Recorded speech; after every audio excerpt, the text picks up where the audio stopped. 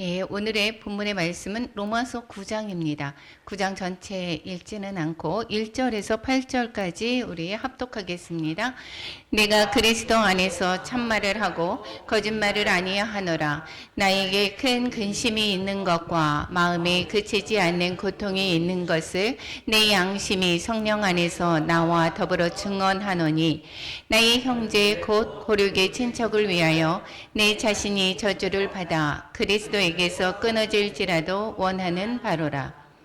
그들은 이스라엘 사람이라. 그들에게는 양자됨과 영광과 언약들과 율법을 세우신 것과 예배와 약속들이 있고 조상들과 그들의 것이요 육신으로 하면 그리스도가 그들에게서 나셨으니 그는 만물 위에 계셔서 세세의 찬양을 받으실 하나님이시니라. 아멘.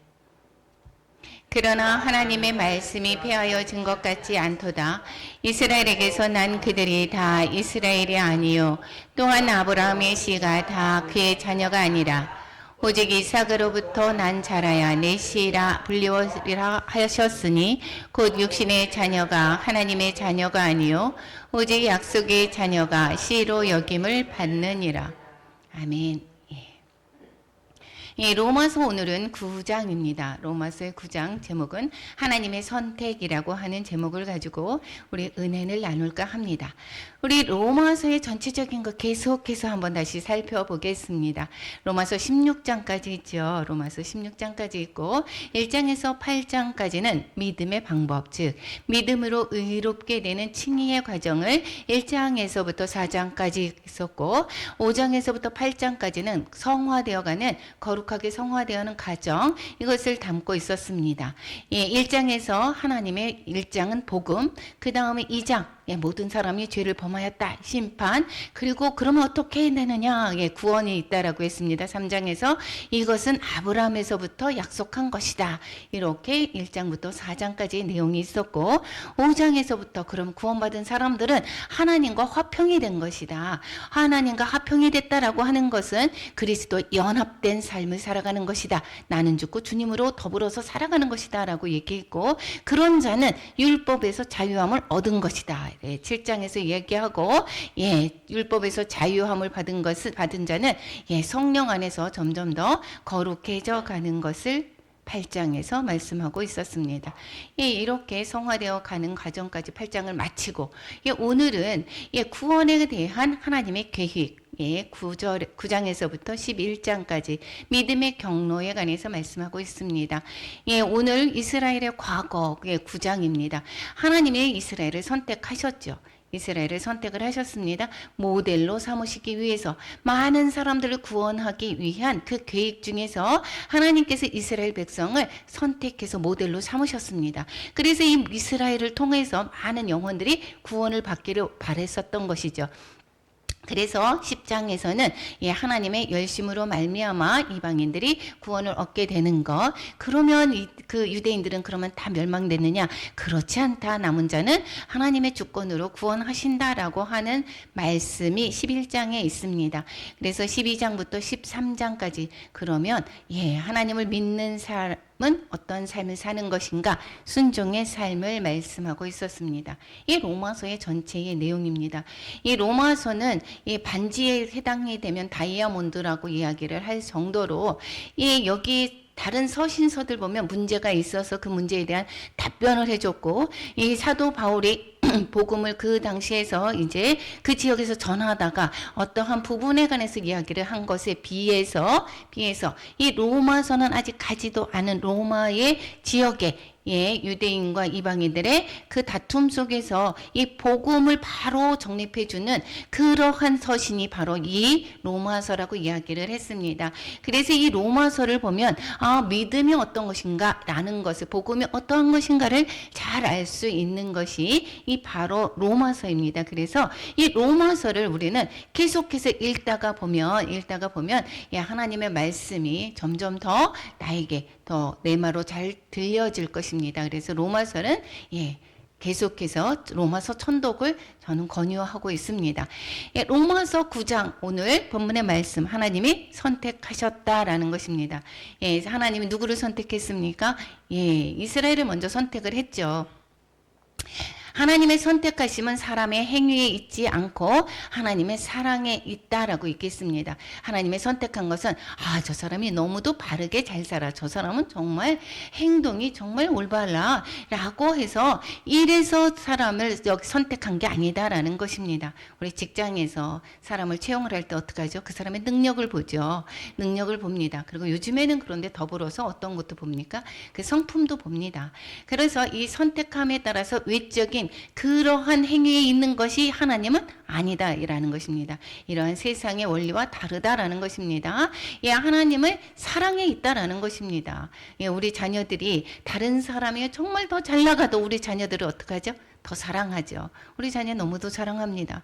또 그 사람들의 그 잘 나가는 사람들에 비해 할 바가 아니죠. 하나님의 우리도 이 선택하신 거 먼저 이스라엘을 선택하셨고 또 더불어서 우리를 선택하셨습니다. 그런데 그것은 하나님의 사랑에 있는 것이다라는 것입니다. 이것 또한 하나님의 긍휼하심 또한 이것도 하나님의 은혜에 있는 것이다라는 것입니다. 그래서 구원에 대한 하나님의 계획을 이해해야지만이 우리를 이 과정 속에 이렇게 있게 하는 것을 깨달을 수가 있는 것입니다. 감사할 수가 있는 것입니다. 그래서 로마서 7장이 정말 은혜대가 되는 것은 무엇입니까?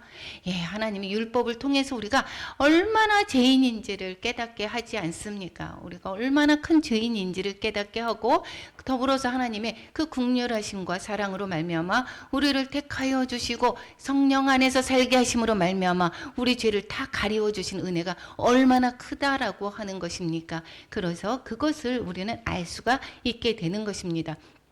행위로 말미암은 것이 아니다라는 것이죠. 그래서 이 로마서 9장에 또한 이 구조를 한번 보면 1절에서부터 13절까지는 하나님의 선택하심에 관해서 있고 14절에서 33절 두 부분으로 나누게 되면 하나님의 긍휼하심에 관해서 기록하고 있는 것을 볼 수가 있게 되겠습니다. 하나님의 선택하심은 하나님께서 행위로 한 것이 아니고 하나님의 사랑에 기초를 두고 있다라고 이야기를 했고 하나님의 긍휼하심 또한 사람의 행위가 아닌 하나님의 그냥 은혜다라는 것을 말씀하고 있었습니다. 그러면 우리 차근차근 한번 다시 9장을 살펴보겠습니다. 1절에서부터 13절 먼저 보겠습니다. 하나님의 선택하심, 하나님이 선택하셨다라는 것입니다. 사람의 행위에 있지 않고 하나님의 사랑에 있다라는 것을 말씀하고 있습니다.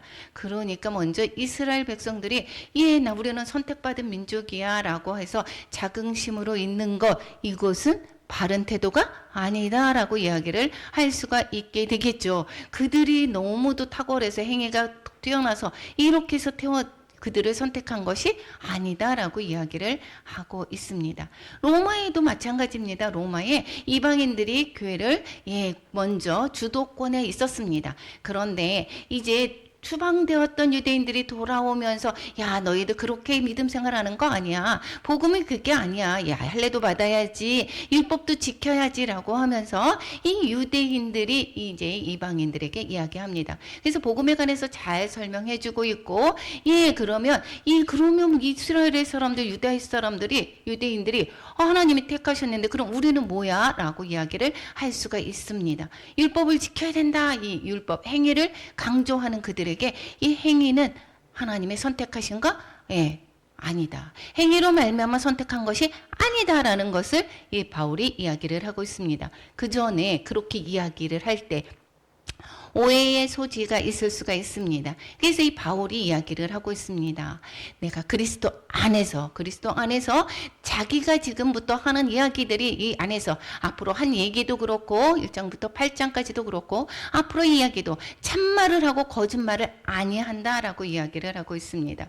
내게 큰 근심이 있는 것과 그치지 않는 고통이 있는데 양심이 성령 안에서 나와 더불어 증언한다라고 얘기했습니다.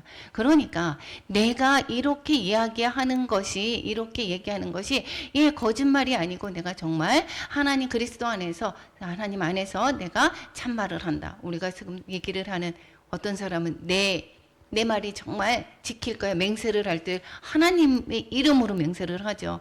근데 하나님의 이름으로도 맹세하지 말라라고 이야기를 했습니다.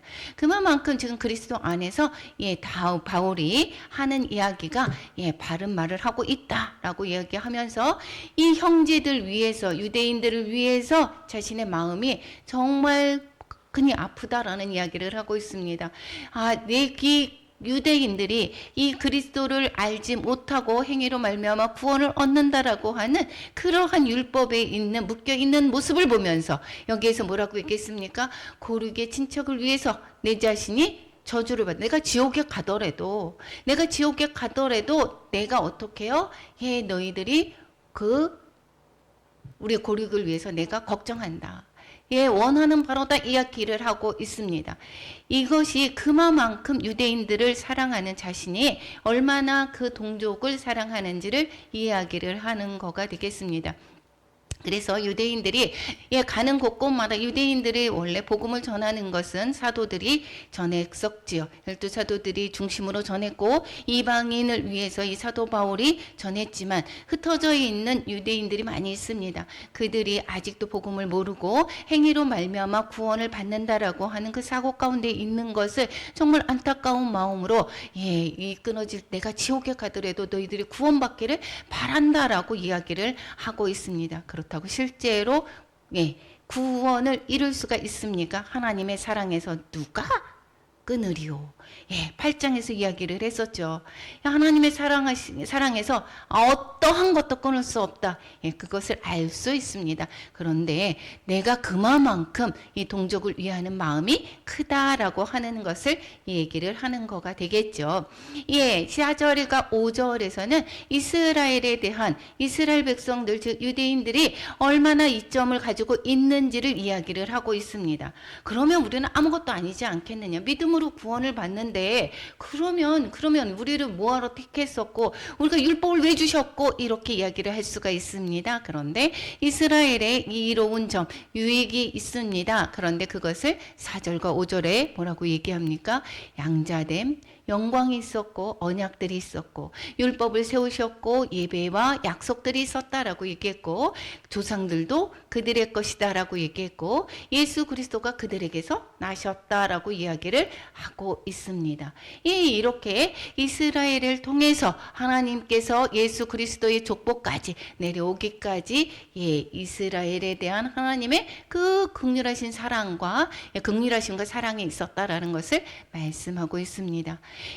구원에 대한 하나님의 계획은 먼저 누구를 선택했습니까? 이스라엘 백성을 선택하셨습니다. 이스라엘을 놓고 그리고 구원의 복음에 관해서 이야기할 수가 없습니다. 이 이스라엘 백성이 하나님 계속해서 전체의 구약 내용을 통해서 예수 그리스도의 복음에 관해서 설명해주고 있는 것을 볼 수가 있게 되겠죠. 그러니까 이스라엘 백성의 그 모든 삶을 통해서 구원 계획을 하나님께서 점차 이루어 가시는 것을 모두 다 얘기를 해주고 계시고 그 이스라엘을 통해서 우리는 하나님의 그 뜻과 계획들을 우리는 알게 될 수가 있었던 것입니다. 이 사도 바울이 이때 복음을 전했을 때 신약 내용이 있었습니까? 없었습니까? 없었습니다. 이때에 없었습니다. 그리고 복음 서신서 있으면 그 지역에서 읽어졌겠죠. 회람용 서신이 있었겠죠. 그 몇 부분만. 그런데 이들은 구약의 내용을 너무도 잘 알고 있습니다. 이 구약의 내용을 통해서 여기에서 지금 복음을 관해서 이야기하는 것입니다. 그러니까 이 이스라엘의 그 모든 절기라든가 이스라엘의 그 백성들의 그 삶 전체를 통해서 율법이라든가 이 모든 인물들도 이 모두를 통해서 하나님의 구원 계획이 어떠한 것을 이야기를 해주고 있고 메시아에 관해서 가르쳐주고 있고 모든 백성들이 구원에 이르도록 하는 하나님의 그 과정 가운데 있는 것입니다. 그래서 이 이스라엘에 관해서는 우리는 영적인 이스라엘이야. 이제 그 이스라엘하고 우리는 관계가 없어 라고 할 수가 없습니다. 그래서 우리는 끝까지 이스라엘 백성을 위해서 우리는 기도해야 될 것입니다. 하나님은 이 육적인 이스라엘을 통해서 영적 이스라엘을 세우려고 하는데 목표가 있었습니다. 그렇기 때문에 이 육적인 이스라엘의 그 모든 과정을 통해서 뭘 가르쳐줬다고 했습니까? 지금 복음에 관해서 가르쳐줬고 모든 사람들이 구원에 이르도록 하신 것입니다. 예, 출애굽기에서 보면 내가 어떻게 했다 그랬어요? 이스라엘은 내 아들 내 장자라라고 얘기를 했습니다. 즉 하나님이 양자로 이스라엘을 택했다라는 것입니다. 그래서 이스라엘을 선택하시고 예, 영적인 그러한 이스라엘을 세우려고 하는 그런 모든 계획들을 예, 이스라엘을 통해서 가르쳐 주고 또 행하셨던 것을 우리는 볼 수가 있게 되겠습니다. 예, 하나씩 한번 살펴보겠습니다. 육적 이스라엘에게 주신 복은 먼저 뭐라고 했습니까? 영광과 언약과 율법 예배 그리고 약속 조상들 그리스도 이거라고 그랬습니다. 그것을 하나로 보면 임재가 있습니다. 이스라엘 육적 성막에서 임재 셰키나의 영광이 있었습니다.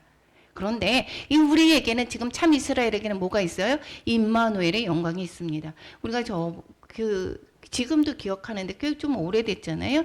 이스라엘에 다녀왔을 때 제가 기억나는 것이 이스라엘 전체 땅에 보면 이 기름 부음이 되게 많다라고 하는 그걸 느꼈어요. 그래서 특히 예루살렘 성전에 가서 거기에 있을 때 이 임재가 하나님의 임재가 되게 이렇게 이 어깨에 짓누르고 있는 그러한 느낌을 저는 되게 많이 받았었거든요.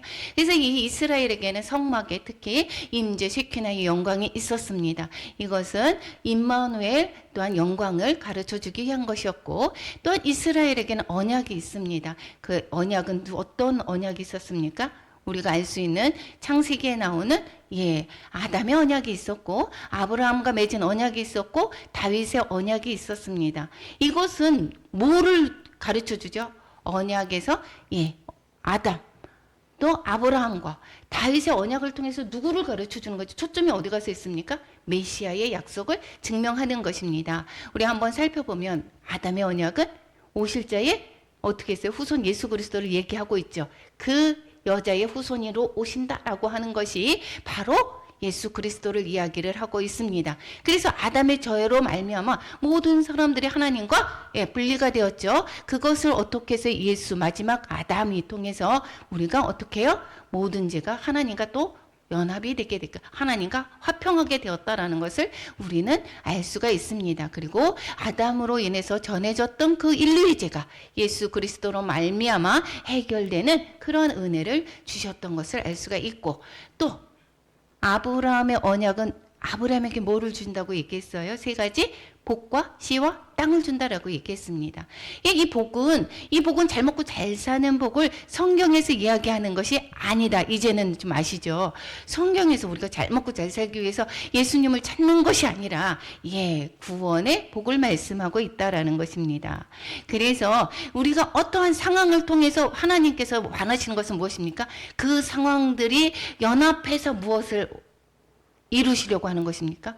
구원으로 이끌어 가시는 것을 우리는 알 수가 있습니다.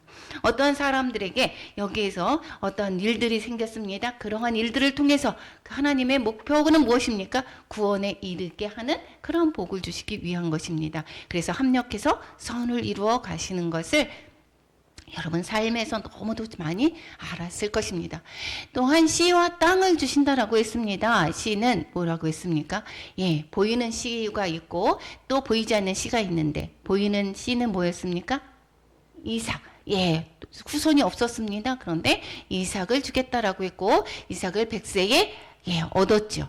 그리고 눈에 보이는 것은 가나안 땅을 주시겠다. 이게 내가 밟고 있는 이 모든 땅을 내가 너에게 주겠다라고 했습니다. 그런데 이것을 이 아브라함의 그 약속한 언약은 실제로는 무엇을 주시기 위한 것입니까? 보이지 않는 씨, 즉 여자의 후손으로 오시는 예수님과 하나님의 나라에 관해서 말씀하시는 것이고 그리고 또 뭐예요? 천국, 보이지 않는 땅, 이것은 무엇입니까? 천국을 말씀하고 있는 것입니다. 그렇기 때문에 이 아브라함에게 맺어졌던 약속, 복과 씨와 땅에 대한 약속은 궁극적으로 무엇입니까?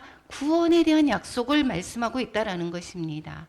우리가 구약을 보면서 여기에서 그 근시안적인 그 내용을 보는 것이 아니라 거기에 대해서 하나님께서 말씀하고자 하는 것, 하나님의 구원 계획이 어떻게 이끌어져 가는지를 가르쳐 주고 있다라는 것입니다. 그래서 이거 이스라엘을 통해서 이거 지금 이루어지는 거 아닙니까? 이스라엘의 삶을 통해서, 언약을 통해서, 이스라엘의 또 세 번째 언약, 다윗과의 언약이 있었습니다. 다윗 하면은 어떤 것이 떠오릅니까? 성전입니다. 그래서 이 다윗이 그 사울에게 있을 때는 성전에 관해서, 법계에 관해서 아무 생각이 없었습니다.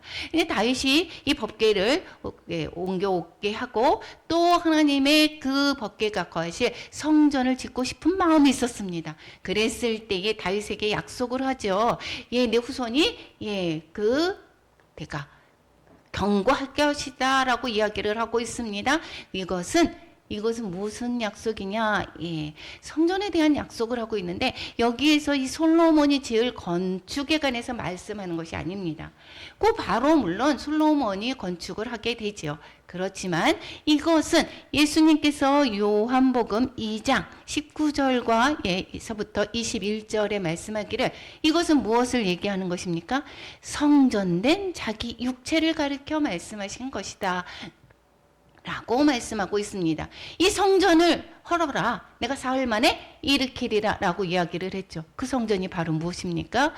자기의 육체의 를 말씀하셨다라고 이야기를 하고 있습니다. 즉 예수님이 말씀하고 있고 우리가 성전된 우리의 삶을 가르쳐주고 있습니다. 각자의 예수 그리스도를 믿는 자들에게 성전이시는 되는 육체 안에서 우리가 거하시는 그 성전을 말씀해주고 계시고 싶은 것입니다. 그래서 이 언약들이 누구를 통해서? 이스라엘을 통해서 가르쳐 주는 것입니다. 그래서 이 육적 이스라엘이 이 영적인 이스라엘로 전환되려면 이 언약이 성취되어야 돼. 즉 예수 그리스도의 이 모든 언약들이 성취되어야 되는데 실제적으로 어떻게 됐습니까? 예수님께서 그것을 이루셨죠. 십자가에서의 죽음과 부활을 통해서 그 언약을 성취하셨습니다. 그래서 우리는 믿는 자들은 그 언약 안으로 들어오게 되는 것이고 이것은 영적인 이스라엘을 말씀하고 있다라는 것입니다. 이스라엘의 유익 중에서 율법을 통해서 죄를 깨닫게 하는데 이것은 이제 그 율법은 어떻게 완성이 되었습니까? 어떻게 왔습니까? 율법을 사랑으로 완성이 되었죠. 성령 안에서 그 모든 것이 우리가 율법을 완성시켰다라고 이야기를 하고 있습니다. 그래서 믿음으로 살게 되는 것이고 구약의 예배는 성전에서의 예배입니다. 그런데 이 신약에서는 이 성전에서의 예배뿐만 아니라 뭐라고 얘기했습니까? 삶입니다. 산 제사가 바로 예배가 되는 것이고 우리가 성전이죠. 우리가 성전입니다. 참 성전이 돼서 예배를 드리는 것이고 이것은 삶이 예배가 되어야 된다라는 것을 가르쳐 주는 것입니다. 그러니까 구약에 통해서 이런 모든 것들을 통해서 이 영적인 이스라엘의 그 모든 메시지를 담고 있는 것을 알 수가 있게 되겠습니다. 이스라엘의 약속은 어떤 것이었습니까? 메시아에 관한 언약을 구체적으로 낀 내용들을 약속으로 했습니다. 그것을 우리는 어떻게 해요? 믿음으로 구원을 얻는 기초가 되는 것을 알 수가 있습니다. 믿음의 조상들입니다. 믿음의 조상들, 즉 유다 자손을 통하여서 어떻게 메시아가 다윗의 후손으로 왔죠. 아브라함과 다윗의 후손 예수 그리스도의 계보라. 구원의 줄기를 말하고 있습니다. 예수 그리스도가 그에 또 오셨습니다. 인성으로 어떻게 오셨습니까? 이스라엘에게서 태어났습니다. 그리고 신성으로는 하나님께서 오셨습니다. 하나님 하늘로부터 오셨습니다. 그러니까 우리가 육적인 이 이스라엘에 머물고 있으라는 이야기가 아니죠. 이스라엘을 통해서 이 메시아를 가르쳐줬고 이 이스라엘조차도 여기에서 육적인 이스라엘에서 그치는 것이 아니라 이 영적인 이스라엘로 바뀌기를 바라는 것이었는데 여기에서 머물고 있습니다. 그래서 육신의 그 말씀 이것을 육신을 하나님께서는 뭐라고 하냐면 육신을 말씀으로 살려고 하게 되는 것입니다. 말씀에 순종하며 살기를 바라는 것인데 이것은 성령의 인도함을 받아야만이 가능할 수 있는 것입니다. 그런데 육적인 이스라엘은 그것을 깨닫지 못했다라는 것입니다. 이것을 몰라봤다라는 것입니다. 그런데 이것은 어떻게 알 수 있습니까? 빌립과 나다나엘은 성경을 통해서 그 메시아를 만나게 되죠. 우리 요한복음에서 우리가 알 수 있었죠.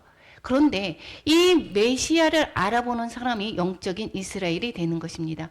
예, 이스라엘이 육적인 이스라엘에서 벗어나 영적으로 갈 때 이것은 성경을 통해서 그 메시아를 만날 때 그렇다라는 것이고 우리 또한 어땠습니까? 육적으로는 한국 사람입니다. 육적으로 어땠습니까? 세상에 놓여 있었습니다. 그런데 영적으로 하나님의 약속을 따라서 성령으로 거듭났죠. 이것이 참 이스라엘의 사람이 되는 것입니다. 이 이방 사람들의 구원의 그 과정도 이스라엘의 그 모든 모델로 통하여서 하나님의 구원 계획을 이루어 가시고 그 구원 계획에 바로 구약의 선지자들로부터 하신 모든 말씀이 이루어지리라. 그분이 바로 메시아다라는 것입니다. 이만희 같은 그러한 거짓 선지자가 나타났다 이렇게 얘기를 하고 그들이 그렇게 주장을 하면 내가 메시아다라고 얘기하거나 내가 성령이야라고 이야기를 한다라고 하면 정말 우리는 어떻게 해요? 우리는 믿을 수가 없는 것이지. 이게 바로 그들에게 거짓으로 이야기하는 유혹의 것들을 어떻게 구별할 수 있습니까? 우리의 구약의 언약들, 구약의 말씀을 통해서 하나님의 그 구원 계획을 이루어가는 것에 반대되는 것이다 라고 하면 우리는 진리가 아닌 것을 깨달아야 되는 것입니다. 예수 그리스도만이 우리는 구원의 주인, 구원자 되십니다. 우리는 예수 그리스도가 아닌 것으로는 어느 무엇으로도 우리가 구원받을 수 없음을 성경에서는 가르쳐 주고 있는 것을 알 수가 있게 되겠습니다. 하나님이 선택인 6절에서부터 13절에서 보면 이스마엘보다 이스라엘을 통해서 이제 이야기를 하고 있습니다. 이스마엘을 선택한 것이 아니라 이삭을 선택했습니다. 이 이스마엘은 종에서부터 난 씨죠. 그런데 여기 7절에 뭐라고 얘기합니까? 아브라함의 씨가 다 그의 자녀가 아니다. 예, 이삭으로부터 난 자라야 내 씨가 된다라고 일을 했습니다. 아브라함의 그 후손이지만 그렇지만 어떻게 해요? 약속으로부터 난 자가 약속의 자녀가 씨가 되는 것이다. 그것을 말씀하고 있는 것을 알 수가 있게 되겠습니다. 아브라함의 씨라고 해서 모두가 다 구원받는다. 이것이 아니고 하나님께서 선택하는 자가 있다라는 것을 말씀하고 있습니다. 에서보다 야곱이다. 이제는 이스마엘은 종의 아들이었습니다. 그런데 여기에서는 야곱에서 보면 야곱과 에서는 어떻게 해요? 쌍둥이죠. 똑같은 조건입니다. 이삭의 두 자녀가 똑같은 부모입니다. 그럼에도 불구하고 에서보다 야곱을 택했다라고 이야기를 하고 있습니다. 그런데 그것은 어떻게 얘기하고 있습니까? 11절에 택하심을 따라 되는 하나님의 뜻이 행위로 말미암지 않고 오직 부르시는 이로 말미암아 서게 하려 하사 이렇게 얘기를 하고 있습니다. 즉 행위로 이스라엘이 주장하는 행위로 율법을 지켜야지돼라고 하는 것으로 말미암아 부른 것이 아니다. 여기 뭐라고 얘기합니까? 행위로 말미암지 않고 오직 부르시는 이로 말미암아 하나님으로 말미암아 택하신 것이다라고 이야기를 하고 있습니다.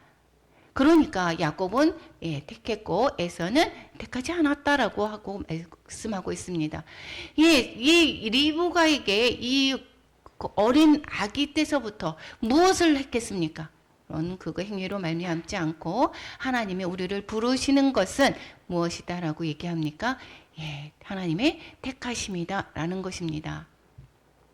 하나님이 야곱을 택했다라고 하는 것은 야곱 한 사람을 이야기하는 것이 아니라 전체의 대표성을 이야기를 하고 있습니다. 야곱은 또한 이스라엘을 말씀하고 있죠. 이스라엘 전체를 내가 행위로 말미암아 너희들 이스라엘 택한 게 아니야 라고 이야기를 하고 있습니다. 뭘로 택했다고요? 하나님이 선택한 것입니다. 많은 나라가 있습니다. 그런데 이스라엘 백성을 택한 것을 하나님이 택하셨다라는 것이고, 하나님은 야곱을 통해서 이스라엘을 제사장으로 나라로 삼으실 계획을 가지신 것이다라는 것입니다. 그것은 무엇이에요? 제사장 나라라고 하는 것은 생명을 구원하는 나라, 영혼을 구원하는 나라라는 것입니다. 이 이스라엘을 통해서 하나님의 그 모든 구원 계획들을 가르쳐주고 이 모델로 삼아서 가르쳐주고 있습니다. 구원은 사람의 행위에 있지 않고 하나님의 사랑과 은혜에 있다 자꾸 가르쳐주고 있죠. 그리고 하나님은 긍휼히 여기고 불쌍히 여길 자도 하나님이 택하시는 것입니다. 내가 잘나서. 그러니까 우리는 여기 그 성도들에서 내가 더 믿음이 더 좋아. 저 사람이 믿음이 좋아. 저렇게. 우리는 할 수가 없습니다. 하나님의 보시기에 어떠한가가 믿음의 그 결정이고, 우리가 보여지는 예배를 잘 참석해서 헌금을 잘해. 헌금 액수가 정말 많아. 이렇다고 해서 그 사람이 어떻다고요? 믿음이 더 좋다라고 볼 수도 없다라는 것입니다. 하나님은 행위로 말미암아 구원한 것이 아니다라는 것을 자꾸 말씀하고 있습니다. 14절에서부터 33절까지는 하나님의 긍휼하심에 관해서 말씀하고 있습니다. 하나님의 긍휼하심도 어떻다고요? 내가 정말 열심히 하나님의 선교를 너무도 잘하고 열심히 기도하고 그래서 나를 어떻게 했어요? 나를 하나님의 은혜 가운데 머물게 했습니다. 이것은 아니다라는 것입니다. 그냥 긍휼은 사람의 행위에 있지 않았다라고 얘기를 계속하고 있습니다. 하나님의 은혜다라는 것입니다. 그냥 은혜다. 우리가 자녀가 정말 오히려 스스로 잘 서지 못하는 자녀를 더 사랑합니다. 그 자녀를 어떻게 해요? 그 자녀가 너무도 안타깝습니다. 그래서 그 마음이 더 갑니다. 하나님도 마찬가지입니다. 우리가 너무도 잘났고 잘했다고 해서 하나님이 더 사랑하시고 긍휼하심을 있는 거 아니라 하나님의 어떻다고요? 그냥 은혜다라는 것입니다. 하나님이 그냥 사랑하는 것이다라는 것입니다. 그런데 그러면 우리가 무엇을 하나님께 뭐라고 했겠습니까? 하나님께서 우리가 무엇을 할 수 있겠습니까? 하나님의 불의가 있습니까? 그럴 수 없다. 하나님께서 택해 주셨으니까 하나님 마음대로 하는 거 아닙니까? 라고 이야기할 수 있겠죠. 불의하냐? 그렇지 않다라고 이야기를 하고 있습니다. 하나님께서 긍휼히 여길 자를 긍휼히 여기는 거고 불쌍히 여길 자를 불쌍히 여긴다. 이렇게 얘기했습니다. 원하는 자로 말미암음도 아니고 다른 박진하는 자로 말미암음도 아니고 오직 긍휼히 여기시는 하나님으로 말미암음이니라. 하나님으로 말미암아 우리는 긍휼하심을 받는 것이다라는 것입니다. 하나님의 은혜다라는 것입니다. 그냥 거저주는 은혜요. 그래서 우리는 이것을 너무 감사를 알아야 되는 것입니다. 정말 감사한 것을 알아야 돼요. 그것이 왜 그러냐면 우리가 정말 죄인이다라는 것을 깨달아야지 되는 거예요. 그럼에도 불구하고 하나님이 나를 사랑해 주셨어. 그럼에도 불구하고 하나님이 나를 은혜를 베풀어 주셨어 라는 것을 깨달아야 되는 것입니다. 내가 잘나서 그렇게 구원받은 것이 아닙니다. 아더 핑크는 뭐라고 이야기하느냐, 우리 함께 읽어보겠습니다. 같이 한번 읽어볼까요? 하나님의 선택의 원인은 그분의 선택하신 자들이 아니라 하나님 자신에게 있다. 하나님이 자신이 선택하신 자들을 선택하신 이유는 간단하다. 하나님은 그들을 택하기로 선택했기 때문이다. 좀 많은 나라들 중에서 이스라엘을 선택하기를 하나님이 원하셨다라는 것입니다. 이스라엘을 택했다라는 것이고 장자 나라로 삼았다라는 것입니다. 우리를 하나님이 택하셨다라는 것입니다. 하나님이 위하시면 누가 우리를 대적하려라고 얘기하죠. 하나님이 내가 잘나서가 아니라 저 사람보다 내가 우리가 믿지 않는 사람이 더 훌륭한 많이 있습니다. 그럼에도 불구하고 나를 택해줬다라는 것, 너무도 감사한 것입니다. 하나님이 사람을 쓰십니다. 어떻게 해요? 하나님의 이름이 온 땅에 전파되게 하려고 하나님이 쓰십니다. 물론 하나님을 믿는 자들을 위해서도 믿는 자들을 통해서 하나님이 온 땅에 이름이 전파되고 영광을 받으시기를 원하시지만 믿지 않는 자들, 강팍한 자들을 위해서도 그 사람들을 통해서도 하나님의 이름이 온 땅에 전파되기를 또한 하나님은 하십니다. 바로를 예를 들었습니다. 바로가 10가지 재앙을 받게 되는 이유가 무엇이었습니까? 강팍해서.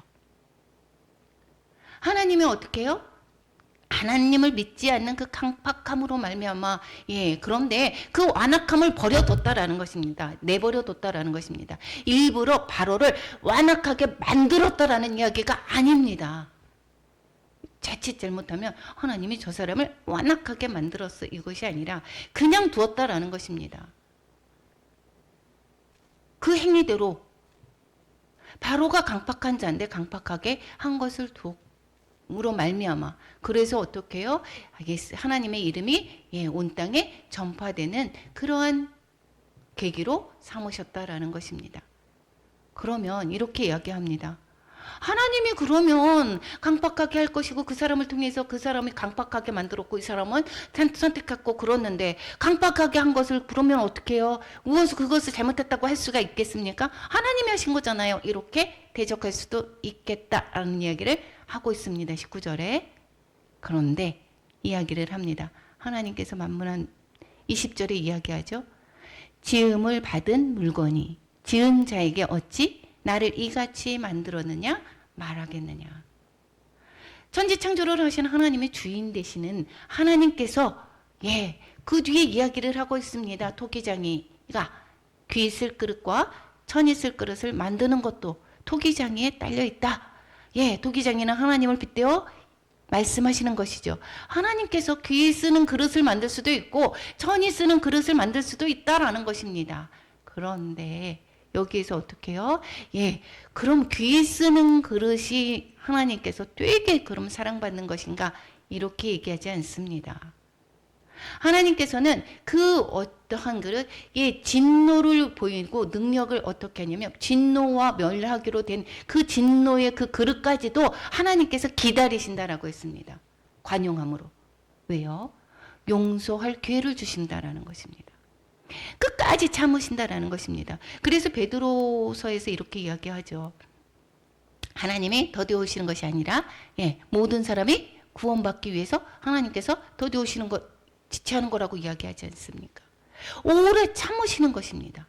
우리도 자녀를 키우지만 자녀가 어떻게 하죠? 자녀가 그 지금의 것이 마음에 안 들어도 그가 변화될 거를 믿으면서 기다려주고 그가 변화되기를 바라면서 기도하면서 기다리지 않습니까?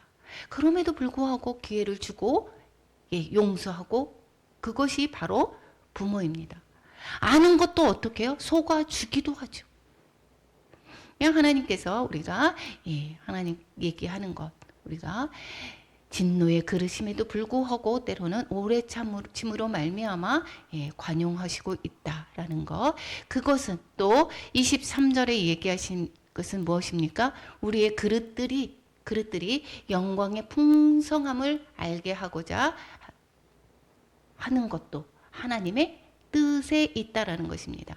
영광 받기로 되어져 있는 사람이 그 그릇이 더 영광의 풍성함을 알게 했어도 우리는 하나님의 뜻이다라는 것입니다.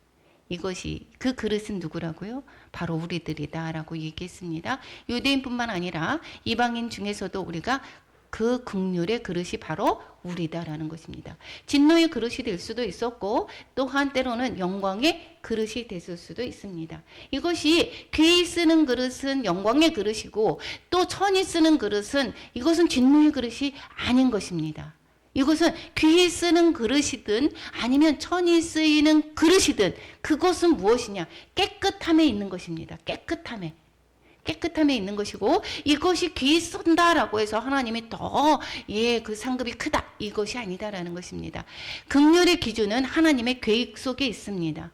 도기장이가 천한 그릇, 귀한 그릇 만들 수 있다라는 것, 그것은 하나님의 주권이다라는 것을 말씀하고 있습니다.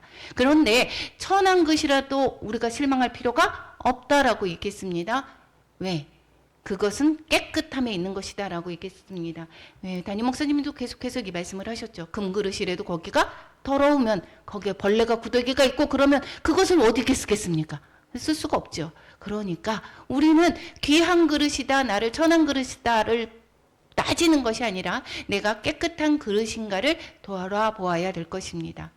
우리를 하나님은 특별한 목적으로도 부를 수 있지만 어떻게 해요? 평범한 목적으로도 우리가 부름받을 수가 있습니다. 때로는 성도로서, 때로는 어떻게 해요? 때로는 어떤 목회자로, 때로는 선교사로 이렇게 다 부르심이 다릅니다. 박전도사님 말씀하고 있죠. 박전도사님이 정말 그 그릇이 컸습니다. 여기서 말했지만 되게 그릇이 컸는데 그럼에도 불구하고 한 남편을 지극정성이 모시는 것, 살피는 것, 이것이 자기의 사명이다라고 이야기를 하며 그것에 충성하는 모습을 볼 때 우리는 되게 은혜가 되지 않습니까?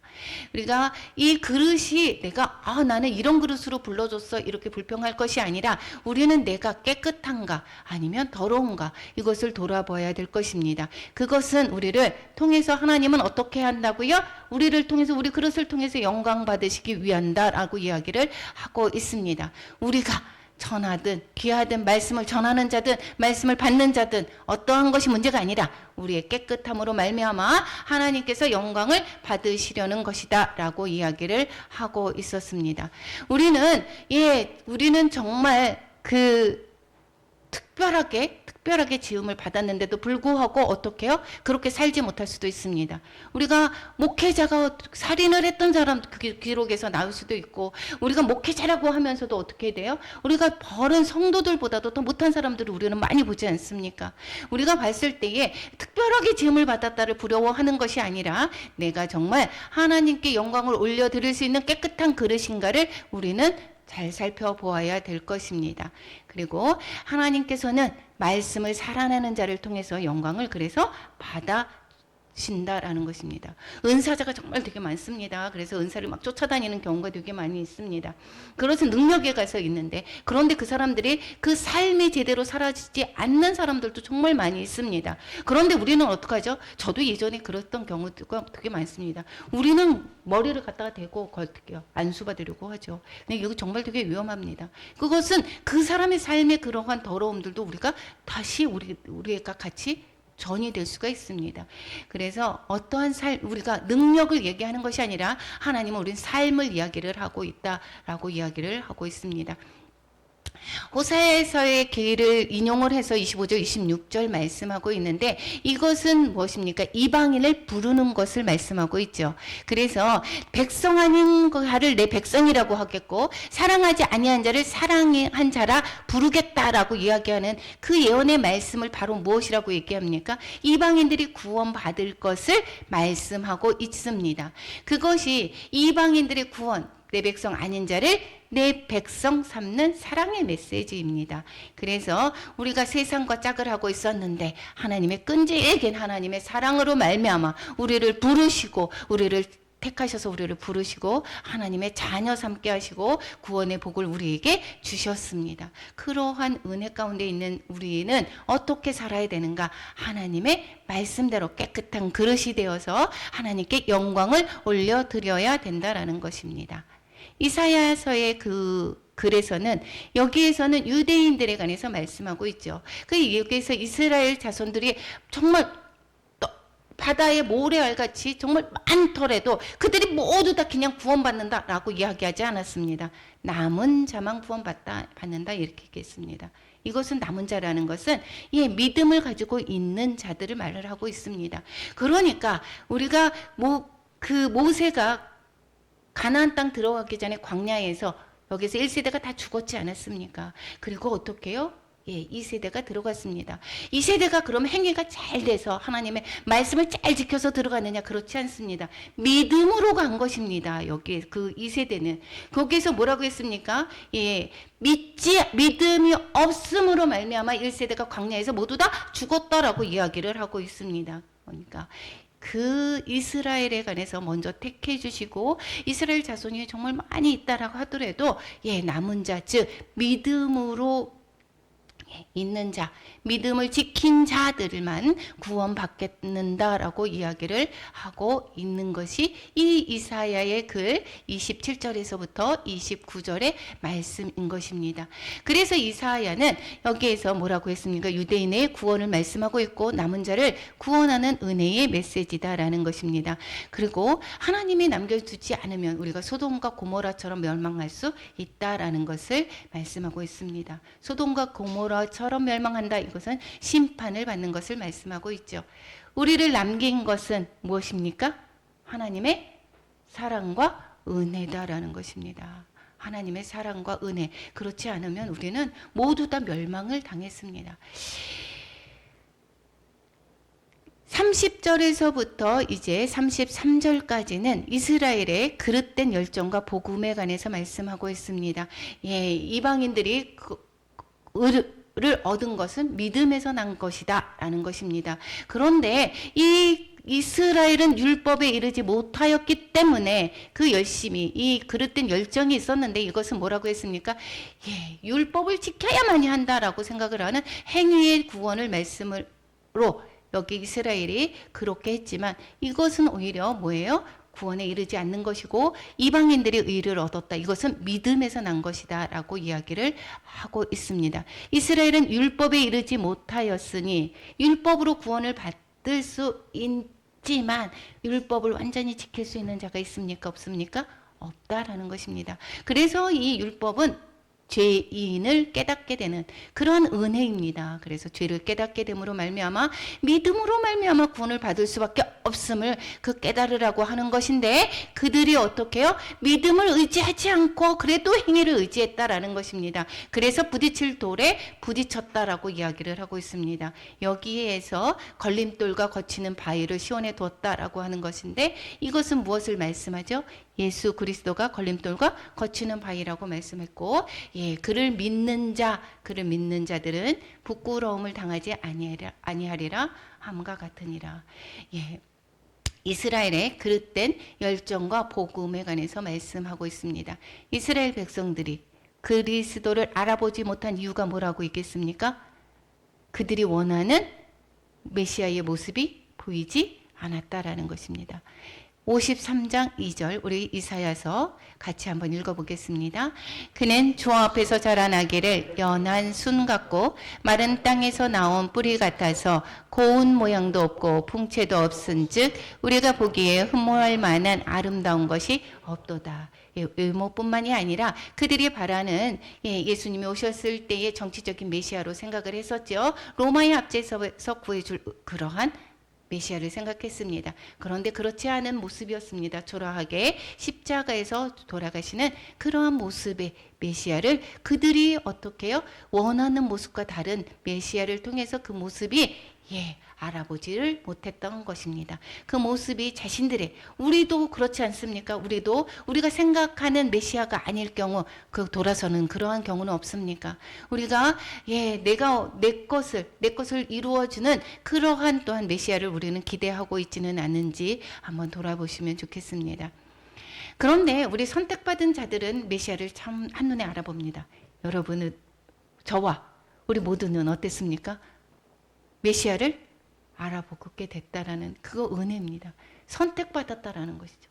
그래서 이게 선택이다라고 했을 때 감리교에서는 어떻게 모든 자들을 선택을 했고 자유의지를 주심으로 말미암아 그것이 선택을 했는데 그들이 구원을 얻을 수도 있고 그 선택을 하지 않음으로 말미암아 얻을 수 없을 수도 있다.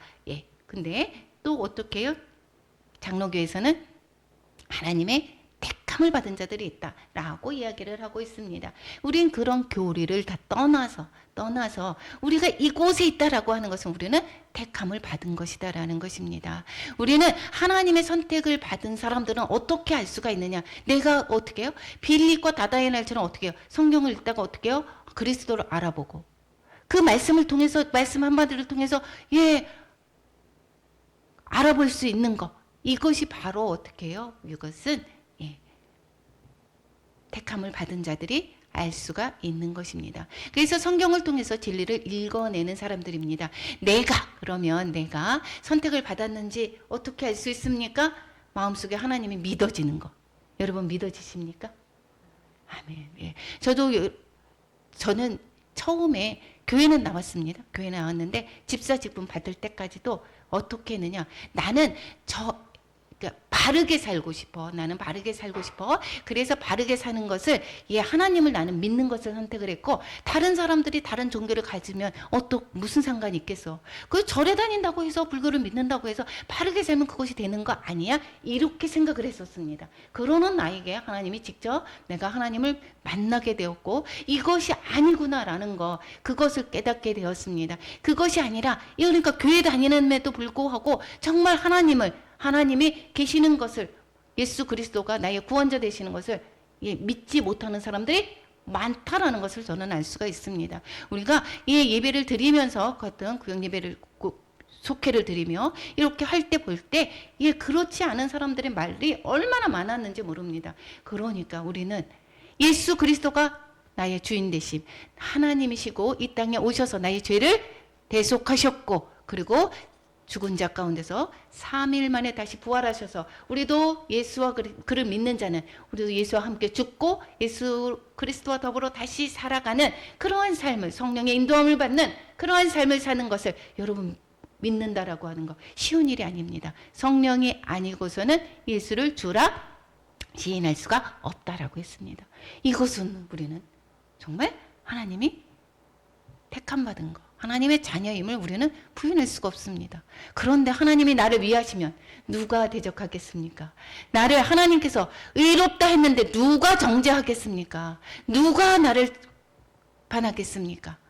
그러면 우리는 예수 그리스도 안에서, 거기서 하나님의 자녀로서 살아가는 그런 큰 은혜를 받았다. 하나님이 나를 얼마나 사랑하시는지 그 사랑에서 아무것도 끊을 수 없다라고 얘기했습니다. 그 사랑은 우리는 기억하시면서 우리도 하나님의 사랑을 전하는 그러한 통로가 되기를 또한 축원합니다. 9장 포인트입니다. 하나님의 선택이 있다고 그랬었습니다. 그것은 무엇으로? 내 행위로 말미암은 것이 아니다라고 얘기했고, 하나님의 사랑과 하나님의 은혜에 있다라고 이야기를 하고 있습니다. 그래서 이스라엘의 선택에 관해서 말씀을 하고 있었던 것을 우리는 9장에서 알 수가 있었습니다. 적용은, 하나님의 자녀는 육신이 아닌 믿음에 따라서 나는 것이다 라는 거, 나를 택해 주신 하나님의 사랑과 은혜에 감사하자.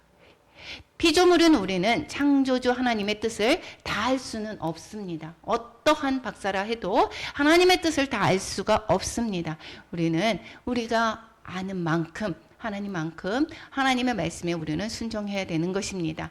남은 자의, 우리가 남겨진 자의 사명을 잘 감당해서 하나님의 그 뜻을 이루어 드리는 그러한 통로가 되기를 또한 축원합니다. 우리는 하나님이 기대하시는 내일입니다.